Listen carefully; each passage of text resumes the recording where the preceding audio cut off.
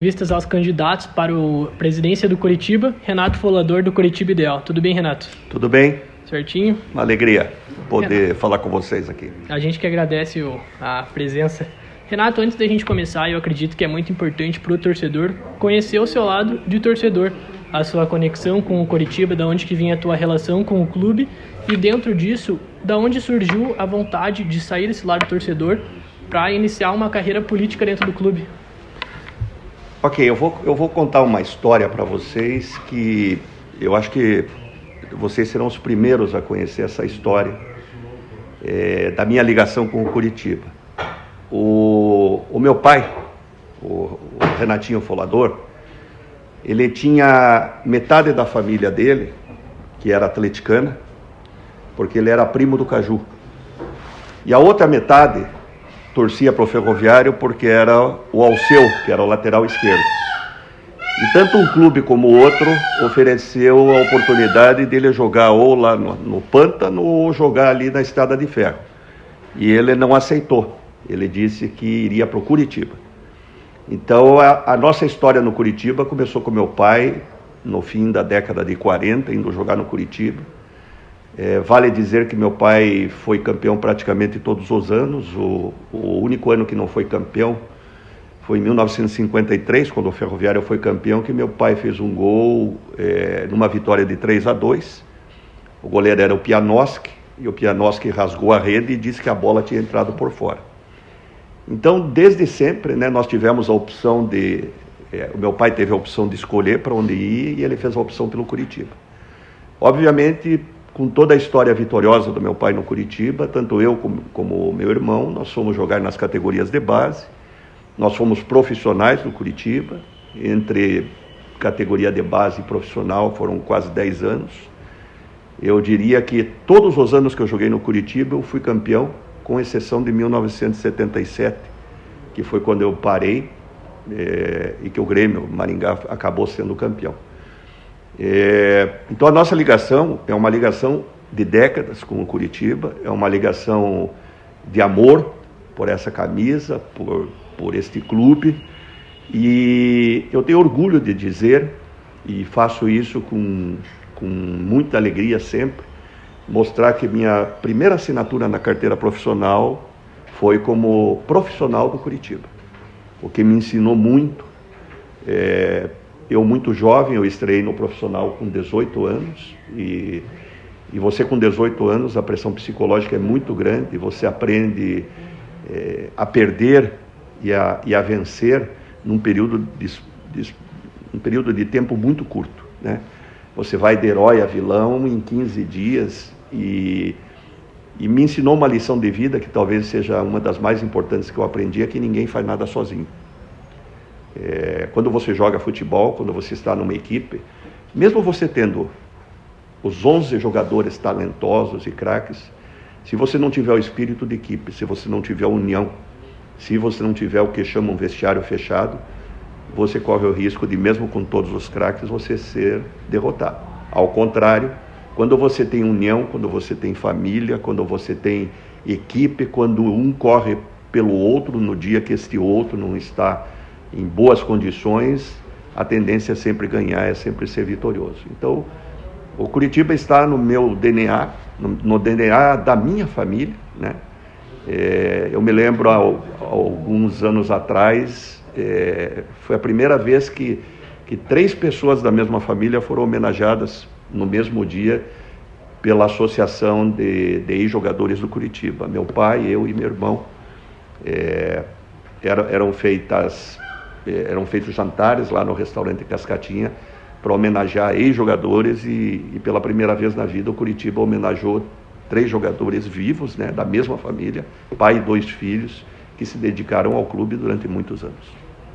Certinho. Então agora a segunda pergunta vai ser um pouco mais para situar da chapa e de você também. E a gente queria saber como que se deu a composição e a escolha de todo o G5 e como que é a relação sua com eles e com o Coritiba.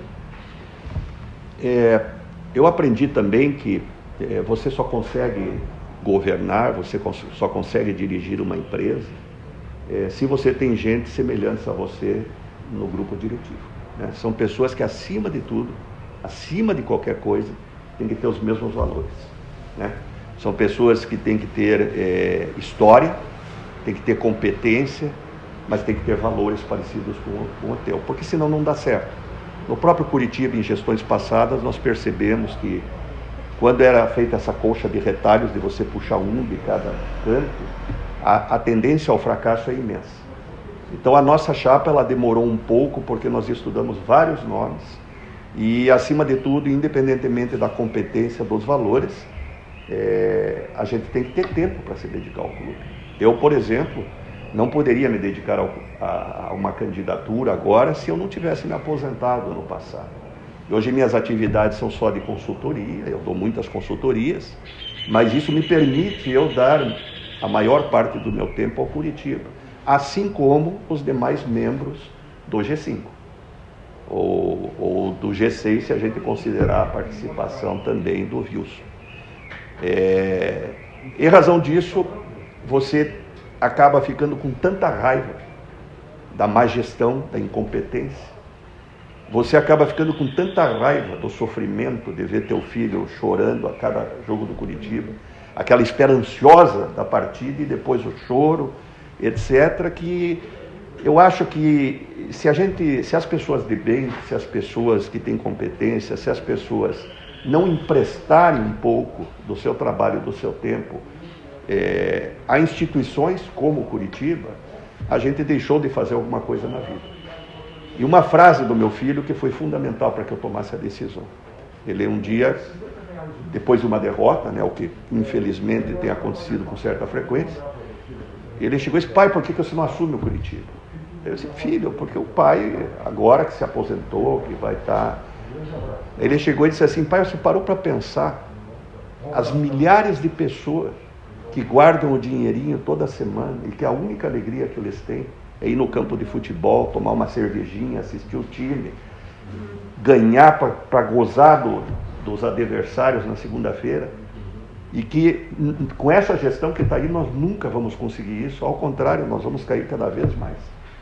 E aquilo me marcou muito, e eu acho que também, assim como no futebol, assim como nas instituições sociais e mesmo na política, se as pessoas competentes se dê bem, não emprestarem o seu tempo e seu trabalho, as coisas não vão melhorar. E o que eu faço então é trazer o melhor de mim, né, minha experiência, trazer uma equipe altamente competente e apaixonada pelo clube também, para a gente tentar não só resgatar os melhores momentos do Curitiba, mas talvez o nosso sonho, eu digo que o Curitiba há muito tempo parou de sonhar alto, parou de pensar grande. O nosso sonho é superar tudo que já foi conquistado. E no longo prazo, a gente diz assim sempre que temos uma expectativa de 5 mandatos. Não significa que o Renato Folador vai ser presidente 5 vezes. Mas o nosso grupo vai disputar porque nós queremos implementar mudanças estruturais, para não dizer perpetuar determinadas coisas, na governança e mesmo no planejamento estratégico do Curitiba. Renato, falando agora para aquele torcedor que ainda não teve tempo de ler as propostas, que não viu nada, está vendo essa entrevista agora. Como você colocaria as suas principais propostas para convencer esse torcedor votante do dia 12 de dezembro? O torcedor votante, para escolher, é uma coisa muito simples. É só olhar a história dos participantes das chapas, né? É só você conhecer a competência de cada participante de cada chapa, porque é muito difícil as pessoas mudarem. Então, se você olhar o passado, não só de comportamento, mas de realizações, você vai ver quem tem competência, quem tem capacidade de mudar o Curitiba. E as mudanças serão grandes. O nosso planejamento estratégico é diferente de tudo que se viu no Brasil. Nós queremos ser um exemplo. Eu vou citar uma coisa que eu abomino, que é a terceirização do core, da atividade principal do clube, que é o futebol. Quando você, por exemplo, nomeia um diretor de futebol todo-poderoso, e o Curitiba teve um exemplo recente com o Rodrigo Pastana, em que ele toma todas as decisões. Se você somar isso a uma diretoria que não entende nada de futebol, ele passa a ser o presidente de fato do clube. E nós acabamos com isso, não vai existir o diretor de futebol na nossa estrutura, na nossa governança, vão existir 3 coordenadorias, uma coordenadoria de captação e de formação, uma categoria de avaliação, uma coordenadoria de performance, 3 coordenadorias, digo melhor, e essas coordenadorias estarão abaixo de um diretor executivo que ele é multifacetado porque é uma pessoa que tem experiência em várias áreas do conhecimento e principalmente do futebol. Só para vocês terem uma ideia, quer dizer, uma pessoa que coordena não só o futebol, mas a gestão da marca, o patrimônio, as próprias finanças do clube, a administração, é uma pessoa que tem que ter um preparo muito grande, uma pessoa altamente qualificada, e nós já temos essa pessoa que vai estar acima, portanto, dessas 3 coordenadorias. Mais uma observação sobre as coordenadorias, é que as coordenadorias elas não vão cuidar só do profissional. Elas terão a mesma responsabilidade com as categorias de base. E isso é fundamental para que você possa implementar a mesma metodologia de jogo, você possa preparar os atletas de uma categoria inferior para jogarem numa categoria superior e até para saírem das categorias de base e irem jogar no profissional. Vamos investir muito, porque a maioria das gestões vamos investir muito no futebol, nas categorias de base e não fazem absolutamente nada. Cometem erros terríveis, que é vender craques, jogadores com enorme potencial, única e exclusivamente para pagar dívida, como é o caso do Ian Couto, que foi vendido agora. Você não vende jogador de categoria de base para pagar dívida, você vende para fazer investimento no clube, no plantel, no patrimônio, no futebol. E os erros que estão sendo cometidos são muito grandes. Por quê? Porque não adianta você falar para o povo de que vai prestigiar, que vai privilegiar as categorias de base, e você ter um desempenho no profissional péssimo, que inclusive inviabilizou a participação do Curitiba em competições nacionais nas categorias de base. Então, as categorias de base serão realmente prioridade no Curitiba, na nossa gestão. Então, basicamente, eu citaria essas 2 mudanças radicais, né, que foram feitas, para que vocês se interessem em olhar o planejamento estratégico. É muito importante ler o planejamento estratégico, porque o planejamento estratégico é uma peça inteligente, mas ela é absolutamente inútil se ela não for praticada, se ela não for implementada. E para implementar você tem que ter gente competente em cada um dos setores. E é por isso que a gente toma muita precaução com quem está trazendo, não só para o G5, mas para todas as coordenadorias de todos os setores do clube. Certo. Então, agora a gente queria entrar um pouco na parte financeira do Curitiba e saber qual que é o seu conhecimento e as qualidades que tem para mudar o cenário financeiro, na questão de dívidas e tudo mais. E junto a isso, saber sobre o investimento na 1909, na continuidade da marca própria, qual que é a vantagem financeira para o clube disso? Bom, quanto às finanças, a gente não tem... a gente tem as mesmas informações que vocês têm. Quer dizer, nós vamos chegar lá e vamos fazer uma auditoria, nós vamos ter os relatórios completos, né? Mas nós sabemos que a situação do Curitiba é catastrófica, né? Do ponto de vista financeiro. Qual que é a nossa intenção? A nossa intenção é você trabalhar nas 2 pontas do orçamento, na receita e na despesa. Na receita, é uma coisa que nós vamos ter que, e já estamos pensando em novas alternativas para aumentar as receitas do clube. Nós dizemos que para você aumentar as receitas do clube, e entenda-se em investimentos, tem uma palavra-chave que é credibilidade, né?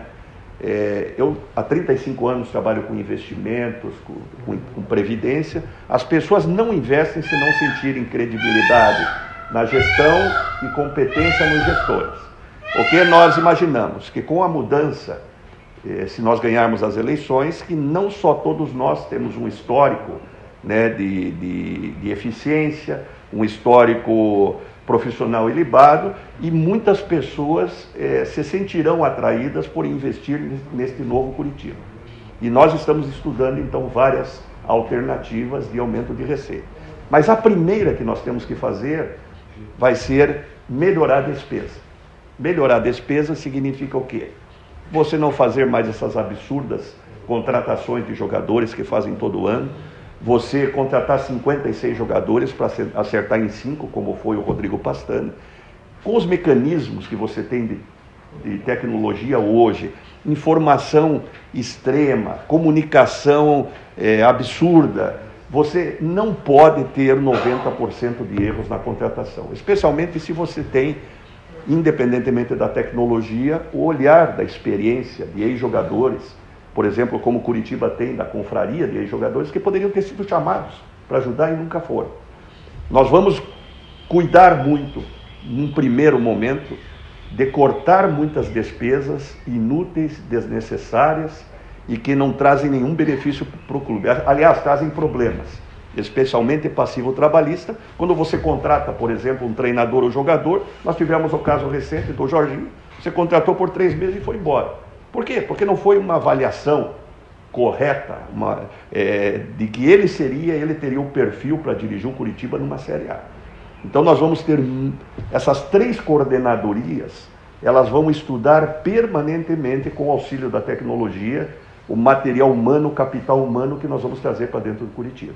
Vamos aproveitar as categorias de base, vamos buscar jogadores de nível médio no mercado, mas atendendo a todas essas observações e ao que a tecnologia nos dá, o scouting nos dá, para dizer se o jogador tem o perfil que nós precisamos, se ele tem o desempenho que nós precisamos, se ele tem a performance que nós precisamos e se ele tem um histórico de saúde, né, que nós precisamos. Um absurdo, o ano passado, você trazer um Carlos Eduardo para o plantel do Paraná, sabendo que ele jogou 3 partidas no Paraná e ficou o resto do tempo no departamento médico, e ele conseguiu bater o recorde no Curitiba, que ele jogou menos e ficou mais tempo no departamento médico. Então isso não tem explicação, e nós vamos cuidar, portanto, disso com muito carinho. Não vamos permitir que nenhuma contratação seja feita sem esta análise ampla, não por uma pessoa, mas por várias pessoas, né? E com a decisão e o parecer final do G5, que sempre serão por maioria e com a participação não só das coordenadorias, como do diretor executivo, do G5 e por maioria absoluta de votos. Quanto a 1909, nós não temos os números corretos da 1909, não sabemos se os números são corretos, aqueles que foram apresentados. O que nós entendemos? Nós entendemos o que a torcida nos fala, que o material é muito caro e que a qualidade é baixa. O que nós vamos fazer? Um amplo estudo, não só da 1909, como também das grandes marcas internacionais, e a nossa escolha vai ter como prioridade o torcedor e as finanças, né? O que for melhor para os dois. Aqui eu queria entrar com o senhor, até falou no começo da entrevista sobre a ideia talvez não o senhor presidindo, mas a ideia do Coritiba ideal prevalecer por mais de uma gestão. Então eu queria saber, o plano de gestão do Coritiba, ele pode se prolongar após o fim do seu mandato?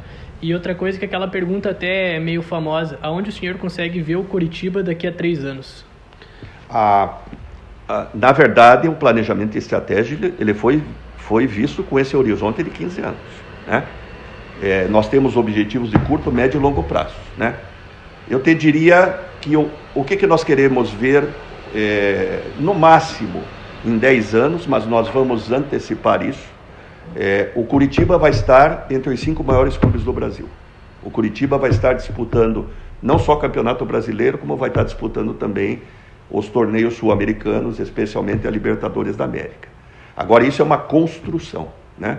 Nós estamos numa situação delicada, porque nós estamos pegando, se ganharmos, pegando o clube na metade de um campeonato no qual nós não podemos pensar em cair, e nós temos que fazer os ajustes de forma gradual, sempre tendo como objetivo aonde nós queremos chegar no futuro.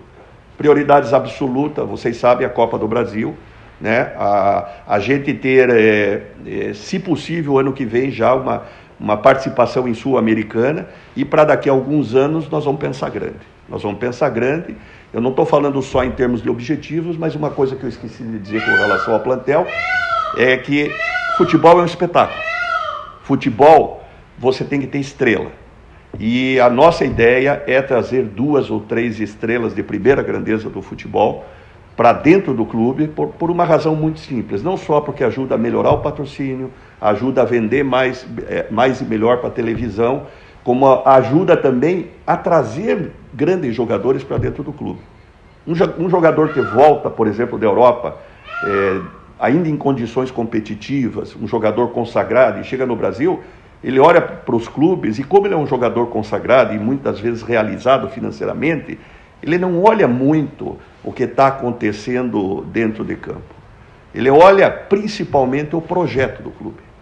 E essas pessoas que adquirem experiência e maturidade no futebol lá fora, quando olharem para o Curitiba e perceberem que é um clube organizado, com planejamento estratégico, com pessoas competentes fora e com estrelas dentro de campo, vão se perguntar, opa, o Curitiba está diferente, o Curitiba está indo para um outro caminho. E fulano de tal jogando no Curitiba, que é um jogador já consagrado, isso significa que o projeto é sério. Então nós temos, desde o primeiro momento, o nosso pensamento vai ser nesta linha. Não significa que, em função de todos os problemas financeiros, a gente vai dar tudo que a torcida do Curitiba merece desde o início. Mas o caminho será o correto. O caminho a ser percorrido será aquele que a diretoria vai olhar e vai perceber de que nós vamos chegar muito longe. Beleza. Agora, entrando na questão patrimonial do clube, se o senhor e a sua chapa têm alguma proposta de reforma, manutenção dos patrimônios, tanto do Couto quanto do CT da Graciosa? Sim. A prioridade nossa é o CT da Graciosa. Nós temos hoje as atividades totalmente fisicamente distantes, né? Administração, futebol. E o que nós pretendemos? Centralizar tudo no CT da Graciosa. No CT da Graciosa, construir 2 prédios, um prédio para administração, o outro para os alojamentos dos atletas. E com isso aí nós vamos liberar a área nobre do Couto Pereira.